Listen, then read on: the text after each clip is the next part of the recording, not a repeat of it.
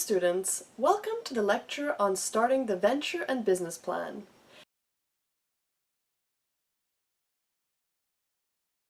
And after the lecture, we will be able to learn the following objectives. Discuss developing a business plan. Understand the key elements of the business plan. Define the setting up an enterprise. Discuss the concept of feasibility study. Explain the business model. Let's start with a brief introduction to starting a venture and business plan. Entrepreneurship is as good an instigator of change as any to chart a new course to success. But this line of thinking also shows a lack of basic business understanding. Entrepreneurs must understand that a journey laced with risk and laden with hard work, sacrifice, and setbacks is an accurate depiction of what lies ahead. Prospective entrepreneurs should have a passion for what they hope to do, and know the purpose and goals behind making a major change in their life or business. The exercise of putting a business plan together is a helpful one, and by the end of the process, one will have a document that helps one and potential investors think about how promising the venture truly is. It covers the whys and hows of a business plan in depth, looking at the main parts and why they are important, as well as what to do with the business plan. Let us now take a look on developing a business plan. By developing a comprehensive plan prior to commencement of operations, it can minimize risk and may save from significant financial and professional losses resulting from an unprofitable business. A business also needs money to start, to operate, and to grow. By expending the effort to develop a comprehensive business plan, the businesses have a powerful tool for attracting investors. A business plan is a document describing a venture's opportunity, its product or service, context, strategy, team, required resources, and potential financial returns. Planning is a process that never ends for a business. It is extremely important in the early stages of any new venture when the entrepreneur will need to prepare a preliminary business plan. Why write a business plan? I'm going to give you my best advice how to take all of the ideas out of your head and put it on paper. Step number one, take this dream that you have and write it into a one-sentence mission statement. Also describe your vision. Step number two, it's very, very important that you set goals. You really want to think about what is success for you. Do you want to think about short term? What is my business going to look like in 12 months? You want to think about a medium goal, which is in 1 to 3 years. And also long term, where do you want your idea or company to be in 3 to 5 years? Step number three, you want to write down and determine what is your unique offer. You're going to want to make sure it's definitely different because that makes less competition for you out there. Make sure your message is very simple. If people don't get what you're trying to sell, you're not going to sell very many of whatever you're trying to sell. Make sure it's very narrow and tight. Again, you don't want to service everybody. And the perception of your unique offer to your customers must be one of very high value. Like they're going to dig into their pocket and pull money out and pay you for this. Step number four is your marketing. Once you've defined your unique offer, how are you going to get the word out to people? How are you going to, make the product or service attractive to those that could potentially buy it? And the way you want to go about this is number one is price point. There's a certain price that people that are willing to pay for whatever you have to offer. If it's too high, then your business may suffer. If it's too low, then maybe it devalues it. So you really want to think about the price points, do some research on what other people are charging for something similar. The message, what do you want when people think about your product and service? What's the feeling you want them to get? And how are you going to get that word out? Once you finally define what your message is and what you're all about, think about all the multiple ways that you can get the message out to your community and to the world. Step number five is you want to research the demand. This is so important. By studying the competition, maybe you're not as unique as you thought you were. Also, saturation. If you have one cookie that 100 people are wanting, they're all buying for that one cookie, you can charge more for the cookie, right? Now, if you have 100 cookies in one person, guess what? It's saturated with cookies, so I don't think, there's not going to be a high value for that cookie. So really make sure that your market share is going to be strong when you enter in, and that it's not oversaturated. Step number 6 is the market. You can research whether the market that you're getting ready to enter into, is it booming? Is it declining? It may not be something that you want to even enter if you find that this is a dying industry and market. Step number 7, your customers. You want to really define who is going to be buying your product and service. For instance, Harley Davidson, they know that their customer is a 47-year-old accountant. You may be thinking, wow, that is really, really specific. The more focused you can get with who your customer is, guess what? All the other pieces fall into place. You know who to market to. You can really make this dream a reality when you can figure out who's going to be giving you the money for what you're offering. The most important thing when you're going through this to remember is make sure that it lines up with your passion, something that you absolutely love, that you'd be excited to get out of bed every single morning to do. Sell yourself on the business. A carefully elaborated plan can help convince one that starting this business is the right thing for one to do. Obtain financing. A business plan is an essential prerequisite for convincing potential investors to finance the new venture. Motivate and focus the management team. Developing a business plan gets everyone thinking about the business goals and can ensure a joint understanding of the company's roadmap. Obtain large contracts. The fact of having thought about the future and put some strategy down on paper provides credibility, and presenting a sound business plan may facilitate larger contracts. Attract key employees. The business plan might help prospective employees to decide whether to join the venture. Complete mergers and acquisitions. In these cases, the business plan serves as a company resume, helping to demonstrate that the value of the business is the highest possible. Who should write the business plan? Always short on resources, entrepreneurs are sometimes taken with the idea of outsourcing the preparation of the business plan, using consultants or interns. The help of such outsiders can indeed be highly beneficial, but it cannot replace the personal commitment of the business owners and management team. Only they have the right level of insight and imagination as to the direction their business should take. Who will read the business plan?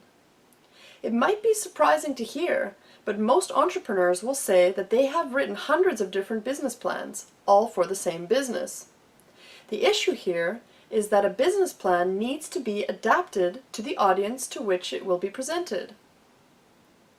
A business plan can, for example, be directed at internal people such as the management team or employees.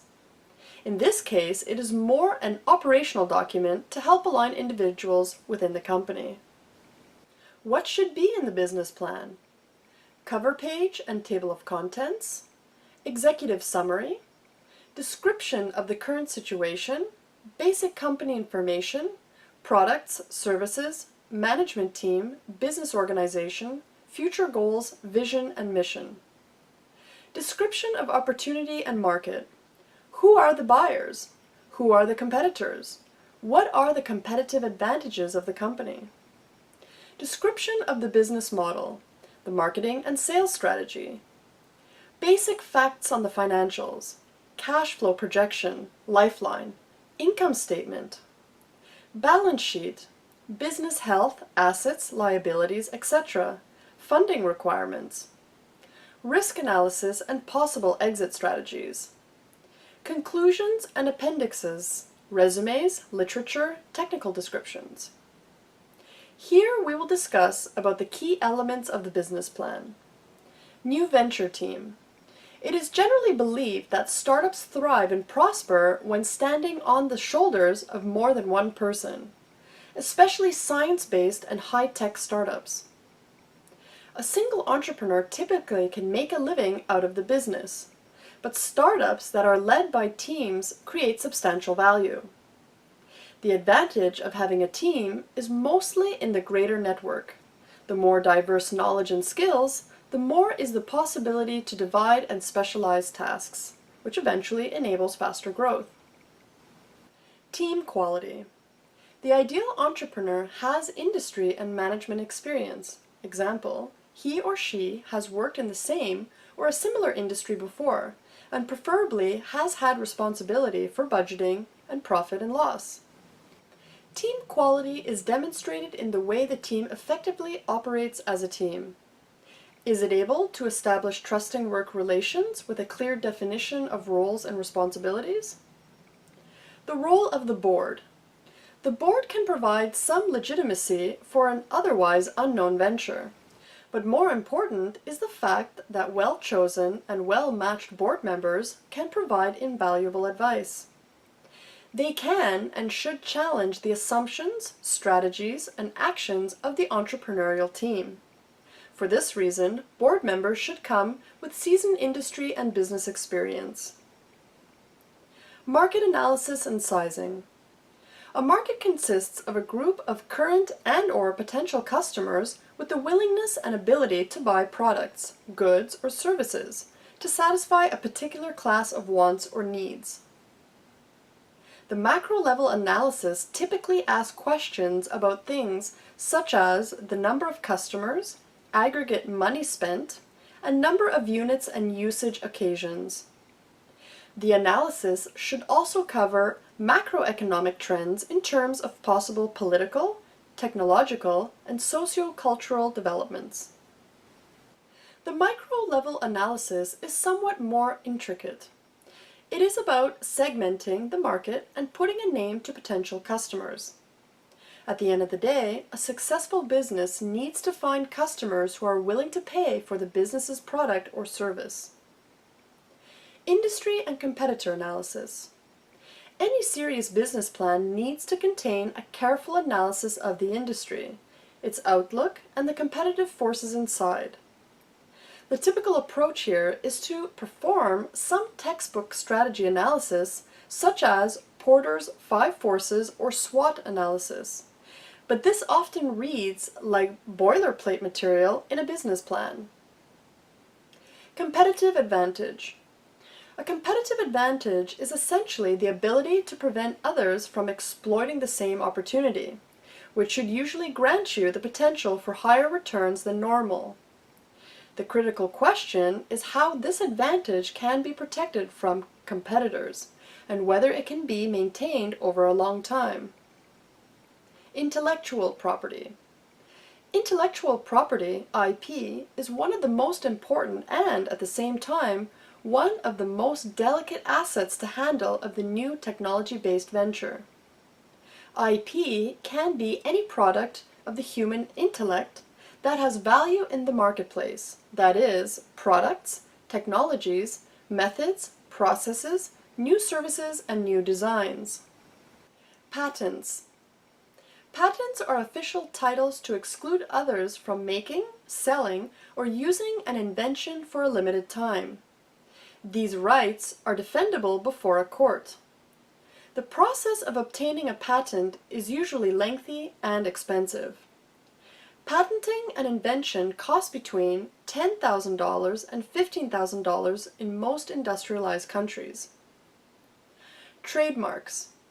Words, names, or symbols that identify a company, product, or service and distinguish it from others are known as trademarks. They help companies to be uniquely recognized by their customers. Copyrights. Tangible outputs of a person or company, such as a book, article, software, and the like, are protected by copyright. It grants official ownership and the right of commercialization. Officially, copyright is obtained by the creation of a tangible work. It is not necessarily to indicate that something is copyright protected. Trade secrets. Going beyond what is written in the technical description of a patent, trade secrets include business or technical knowledge that is kept secret for the purpose of gaining an advantage in business over a competitor. Licensing. All IP that is protected can essentially be licensed to another company in exchange for money or access to its IP and other resources. Any contingency that can be written into a contract can be written into a licensing agreement. Determining the payment conditions ultimately leads to the question of defining the license value on which the pricing can be based. The marketing plan. Marketing in startups is indeed a challenging task, and it differs from marketing in established companies. Particularities are a result of the venture's newness and size. Because of these challenges, marketing is one of the most critical operations and needs a professional approach. However, empirical evidence shows that the marketing function typically emerges together with the firm and only gradually gains in professionalism. Unique selling position, USP. One of the first marketing tasks typically going together with the market and industry analysis is to define a unique selling position, USP. This is the perceived value of the product or service compared to competitors' offerings. A learning point for many technology-based entrepreneurs is that the USP is essentially about selling benefits rather than features. Financing the venture. Financing a new venture is such a prominent function within the new venture creation process.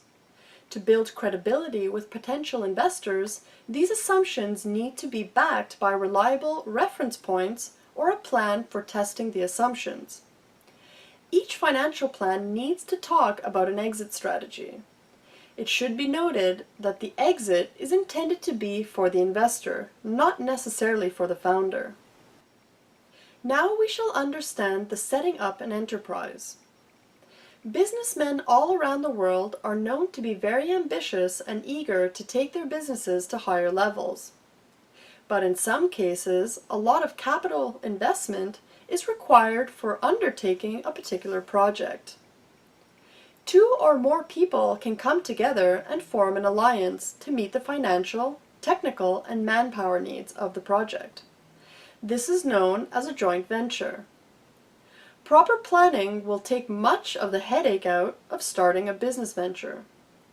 A business loan from a bank, or one can consider less traditional options like crowdsourcing. One may also seek out investors or venture capitalists who will lend one the money to get started. Starting a joint venture. The first step in starting a joint venture is to ensure that one has similar ways of thinking and analyzing a situation as the prospective partner. One should form an alliance with like-minded people. This will definitely help minimize the chances of conflict and differences of opinions in the later stages. Two types of contracts that can be drawn are incorporated joint venture contract and contractual joint venture contract. In case the former is signed between the two companies, a new company is created, which contains individual shares or holdings of the members of the joint venture. There are three main stages in setting up an enterprise. Identification of opportunities. When the entrepreneur scans the environment and looks for technology, market demand, and then selects the project idea. Consolidation of resources. The entrepreneur consolidates resources like finance, land, building, machineries, raw materials, skill, and makes a business plan accordingly. Implementation of the project. The entrepreneur sets the business venture, manages the enterprise, involving manufacturing, finance management, personal management, etc., creates and looks for success and growth. Business planning. A business plan plans for the future in terms of deciding how the business will function in the coming years, how it should grow, and in what directions. A business plan is not something that is prepared once and then followed. As the environment in which the enterprise exists keeps changing, the enterprise also has to respond to these changes. An enterprise starts with a business idea. The entrepreneur scans the environment for a project idea from among the various opportunities available and select one project idea. Key elements of business planning. Idea, entrepreneur, market match. An entrepreneur and enterprise business idea, as also the market need to match. An assessment of the attitude and aptitude as also socioeconomic consideration of an entrepreneur matter most in creating an enterprise. The fit needs to be assessed objectively. For instance, checking if there is a market for the product idea selected. What kind of market, and will the entrepreneur be able to penetrate? Micro and small enterprise, MSE. The definitions of small or micro enterprises vary from country to country. In most countries, there is some form of assistance or benefits provided to enterprises that are defined as micro and small enterprises. An entrepreneur is one of the important segments of economic growth. Basically, he is a person responsible for setting up a business or an enterprise.